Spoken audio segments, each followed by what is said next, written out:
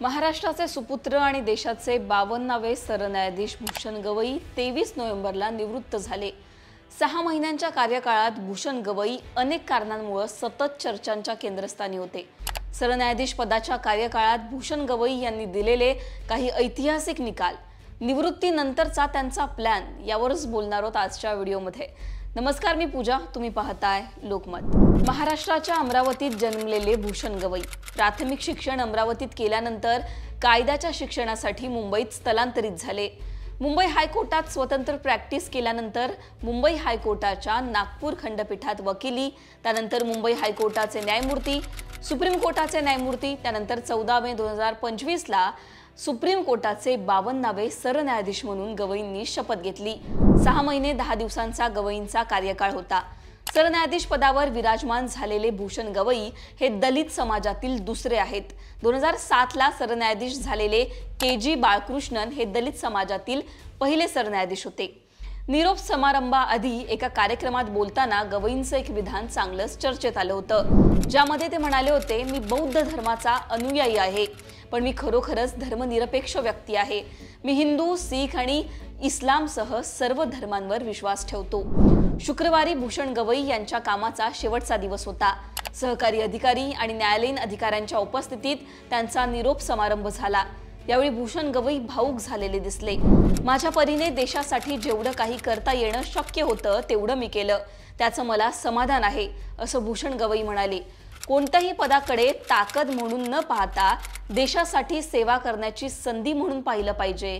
न्यायिक तत्वज्ञान आंबेडकरांच्या आर्थिक आणि राजकीय न्यायाच्या वचनबद्धतेवर आधारित आहे, असंही गवई यावेळी म्हणाले। त्यामुळे भूषण गवई यांनी निरोप समारंभाआधी केलेली ही काही विधानं चांगलीच चर्चेमध्ये आली होती। सरन्यायाधीशपदी विराजमान झाल्यानंतर भूषण गवई अनेक महत्त्वाच्या निकालांमध्ये किंवा त्यांनी दिलेल्या टिप्पण्यांमुळे चांगलेच चर्चेत आले। कोणत्या महत्त्वाच्या निकालांमुळे गवई चर्चेत आले होते आणि नेमके या 6 महिन्यांच्या कार्यकाळामध्ये ते का चर्चांच्या केंद्रस्थानी आले होते तेही तुम्हाला सांगते। भूषण गवई यांच्या कार्यकाळातला एक ऐतिहासिक निकाल त्यांनी दिला, तो म्हणजेच बुलडोझर न्याय या संदर्भातला निकाल। भूषण गवईंच्या कार्यकाळात त्यांनी दिलेला बुलडोझर न्याय विरोधातला निकाल चांगलाच चर्चेचा विषय ठरला।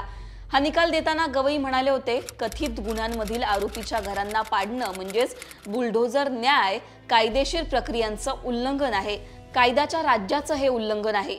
घटनेतील अनुच्छेद 21 नुसार मूलभूत अधिकार हिसकावून घेतला जात आहे, हे म्हणत भूषण गवई यांनी बुलडोझर न्यायाविरोधात निकाल दिला होता, जो चांगलाच चर्चेत आला होता। यानंतर भूषण गवईंच्या आणखी एका टिप्पणीची चर्चा रंगली होती, ती म्हणजेच पक्षांतरावरून त्यांनी सुनावलेले खडेबोल। तेलंगणामधील पक्षांतर केलेल्या आमदारांना अपात्र करण्याच्या निर्णयावर 3 महिन्यात सुनावणी घ्या, हे सांगताना भूषण गवई यांनी केंद्राला सुद्धा सुनावलं होतं। आम्ही अशी परिस्थिती येऊ देऊ शकत नाही जिथे ऑपरेशन यशस्वी होतं पण रुग्णाचा मृत्यू होतो। आमदारांच्या अपात्रतेबाबत निर्णय घेण्यास इतका विलंब होऊ नये की त्यांचा कार्यकाळ संपेल, असं गवई यावेळी म्हणाले होते। यानंतर 17 नोव्हेंबरला देखील या प्रकरणात सुनावणी झाली होती। यावेळी सुद्धा भूषण गवईंनी चांगलेच खडेबोल सुनावले। ते म्हणाले, नववर्ष हे प्रकरण निकाली काढून साजरं करायचं की न्यायालयाच्या अवमान केल्याच्या प्रकरणाला सामोरे जायचं, हे विधानसभा अध्यक्षांनी ठरवावं। विधानसभा अध्यक्षांचं हे वर्तन सर्वोच्च न्यायालयाच्या घोर अपमानाच्या श्रेणीत येतं, अशा शब्दांमध्ये भूषण गवई यांनी विधानसभा अध्यक्षांना सुनावलेलं होतं। तिसऱ्या प्रकरणात ते चर्चेत आले होते, म्हणजेच राज ठाकरेंवरील एका याचिके संदर्भातील सुनावणी। महाराष्ट्राच्या या प्रकरणावर ते चर्चेत आले होते। यावेळी हायकोर्ट सुट्टीवर आहे का, असा सवालच भूषण गवई यांनी हायकोर्टाला केला होता। सुप्रीम कोर्टात सुनील शुक्ला नावाच्या एका व्यक्तीनं राज ठाकरेंविरोधात याचिका दाखल केली होती। हिंदी सक्तीवरून मनसे जी भूमिका घेतेय, या भूमिकेविरोधात राज ठाकरेंवर गुन्हा दाखल व्हावा अशी मागणी करणारी ही याचिका सुप्रीम कोर्टात दाखल झाली होती।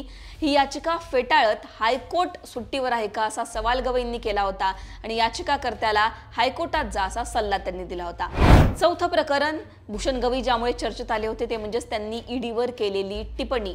कर्नाटकच्या 2 प्रकरणामध्ये सुनावणी करताना भूषण गवई यांनी ईडीला चांगलं झापलं होतं। राजकीय लढाई जनतेमध्ये लढली पाहिजे, ईडीचा वापर का केला जातोय, मला महाराष्ट्रात ईडीचा अनुभव आहे, आम्हाला कठोर टिप्पण्या करण्यास भाग पाडू नका, तोंड उघडायला आम्हाला भाग पाडू नका, असं कडक शब्दांमध्ये भूषण गवई यावेळी म्हणाले होते। आणखीन एका प्रकरणामध्ये सुनावणी देताना त्यांनी असं म्हटलं होतं की ईडी हा ठगासारखा वागू शकत नाही।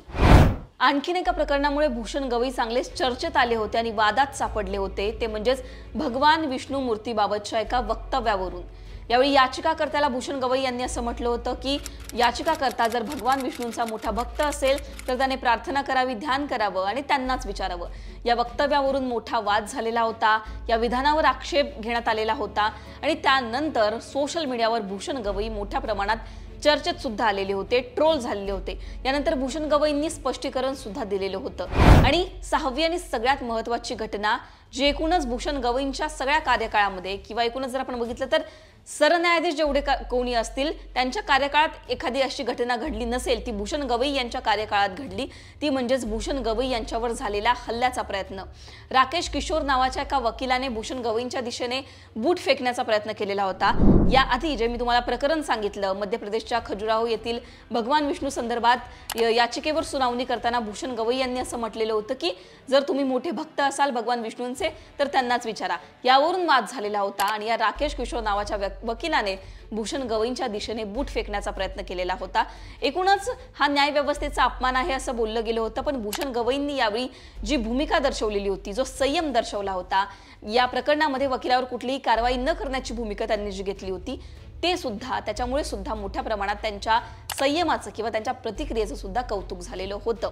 भूषण गवई अनेक वेळा महाराष्ट्रातील अनेक कार्यक्रमांमध्ये आपल्याला पाहायला मिळालेले आहेत। मुख्यमंत्री देवेंद्र फडणवीस, एकनाथ शिंदे यांच्यासोबत त्यांनी स्टेज शेअर केलेला आपण पाहिलेला आहे। एकनाथ शिंदे यांनी स्वतः त्यांच्या अनेक भाषणांमध्ये असं सांगितलेलं आहे की इतिहासात पहिल्यांदाच असे कोणते सरन्यायाधीश असतील जे अशा प्रकारे माध्यमांना प्रतिक्रिया देतात, अशा प्रकारे स्टेज शेअर करतात आणि अशा प्रकारे जर आपण बघितलं तर ग्राउंडला येऊन काम करतात।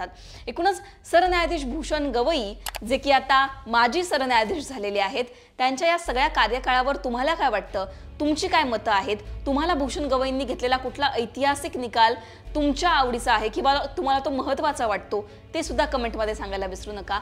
लोकमतला सबस्क्राइब केलं नसेल तर सबस्क्राइब करायला विसरू नका।